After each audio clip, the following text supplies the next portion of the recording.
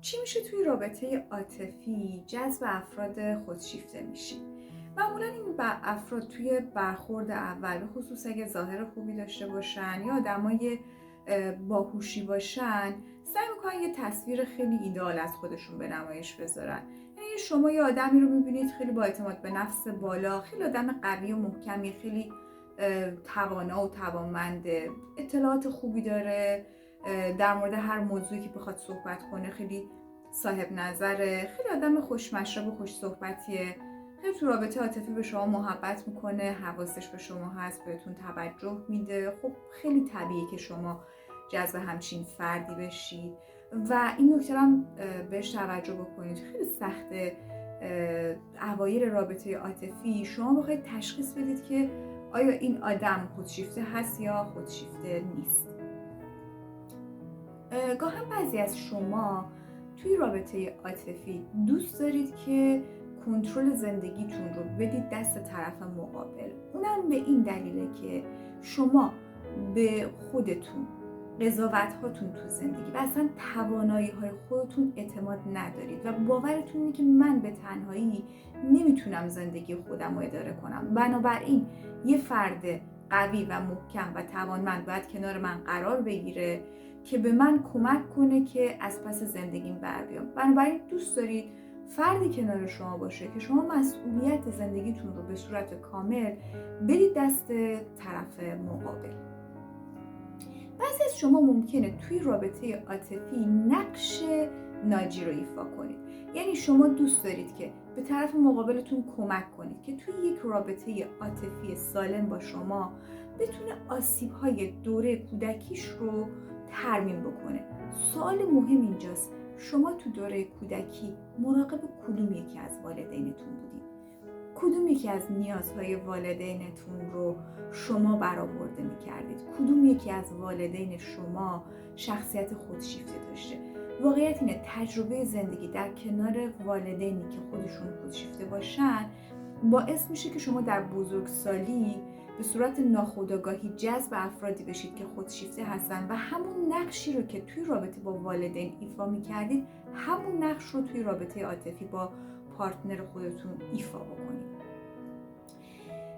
به بعضی از شما اینجوری آموزش داده شده که وظیفه شما خدمت کردن به دیگرانه و شما باید از نیازها و خواسته های خودتون به نفع نیازها و خواسته های دیگران بگذرید.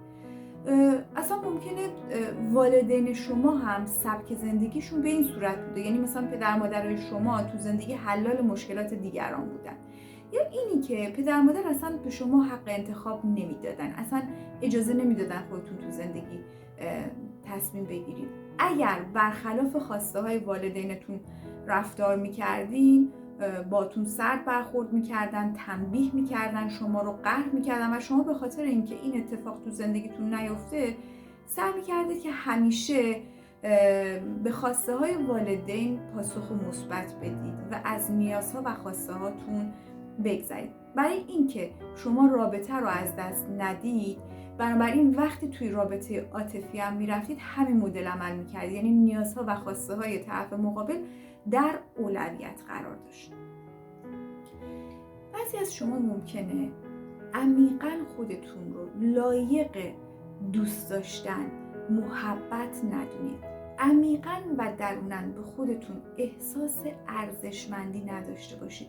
خودتون رو دوست داشتنی ندونید و برعکس طرف مقابل رو آدمی منحصر به فرد، کامل و خیلی فوق‌العاده ببینید. یعنی شما نگاه و باوری که یه فرد خودشیفته به خودش داره که خودش رو یک فرد ویژه، خاص و منحصر به فرد میبینه رو باور دارید و عمیقاً خودتون رو در مقابل این فرد، آدمی که انگار یه چیزی کم داره، کافی نیست، خوب نیست، مورد قبول نیست میبینید.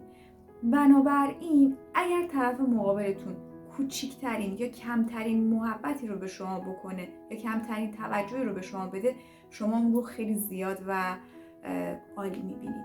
در واقع کسانی که این مدلی توی رابطه عاطفی هستن در گذشته و دوره کودکیشون خیلی مورد انتقاد، سرزنش، قضاوت و تحقیر شدن از سمت والدین قرار گرفتن. بنابراین احساس ارزشمندی، دوست داشتنی و خواستنی بودن و نسبت به خودشون ندارن. بنابراین طرف مقابل رو خیلی آدم بزرگ و مهمی می‌بینن، او بهتره و من خوب نیستم. یه نکته مهم رو من میخوام براتون بگم و اون این که زمانی که من وارد یک رابطه عاطفی میشم و اون رابطه عاطفی یه سری مشکلاتی رو داره و این نه تنها توی یک رابطه عاطفی من، بلکه تو رابطه های بعدی من هم تکرار میشه، باید یه نگاهی به درون خودم بندازم چه چیزی توی من وجود داره که این روابط تکرار میشه. اگر این نکات رو تو خودتون توجه نکنید و براش کاری انجام ندید، قطعاً در رابطه های بعدی شما این مشکلات همچنان تکرار خواهد شد. خب من توی ویدیو بعدی برای شما راجع به این که اگر با یه آدم خودشیفته توی رابطه هستید باید چطور رفتار کنید، چطور واکنش نشون بدید و چطور از خودتون توی رابطه مراقبت بکنید آموزش میدم و همین که چه زمانی وقتش هست که شما رابطه رو با اون فرد بخواید کات کنید و از رابطه به صورت کامل بخواید بیرون بیارید. شاد و سلامت باشید. سالم جمشیدی هستم، روانشناس.